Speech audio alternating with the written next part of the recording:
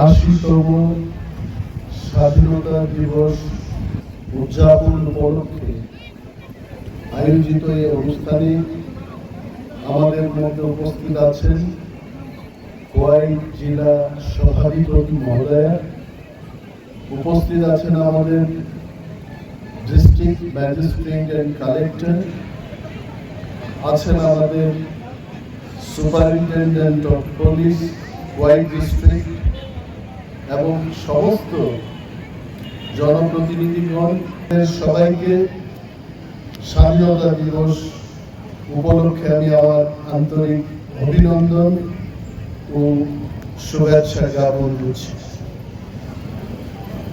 খোয়াই এমনই একটা জায়গা, খুব সুশৃঙ্খল, সংস্কৃতির দিক থেকে সমস্ত দিক থেকে এই অঞ্চলের মানুষ আদিকাল থেকে খুব সচেতন। আমার যতটুকু মনে আছে, স্বাধীনতা মানুষের অধিকার।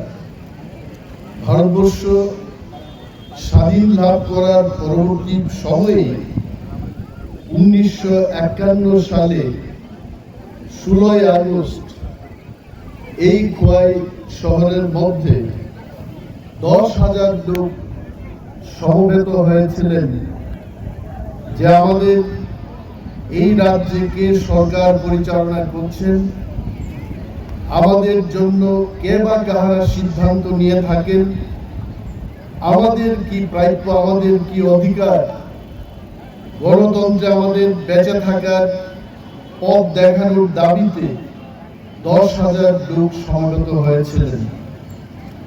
তাই আমি গর্বের সাথে বলতে চাই, খোয়াই মহকুমার লোক আজও সচেতনতার সাথে দেশের নাগরিকদের অধিকার সম্পর্কে ওনারা কাজ করে ব্যক্তিগত জীবনে এবং সামাজিক জীবনে অনেকটাই এগিয়ে রয়েছেন।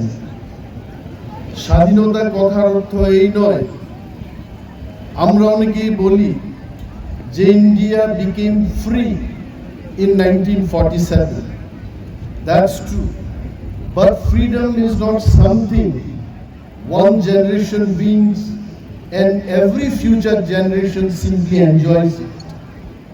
প্রত্যেকটি জেনারেশনের মানুষের মধ্যে এই স্বাধীনতাকে রক্ষা করতে যার যার উপায়ে বর্তমান পরিস্থিতিতে আমাদের রেসপন্সিবিলিটি, দায়িত্ব নেওয়ার সেই কাজও আমাদের রয়েছে।